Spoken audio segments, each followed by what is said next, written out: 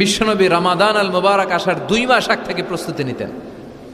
বিশ্বনবী দোয়া করতে শুরু করতেন রজব মাস থেকে, আর আল্লাহর কাছে বলতেন, আল্লাহুম্মা বারিক লানা ফি রজব ওয়া শাবান ওয়া বাল্লিগনা রমাদান। রজব শাবানে বরকতে দাও, রমজান মাসে গুনাহ ঝরাও।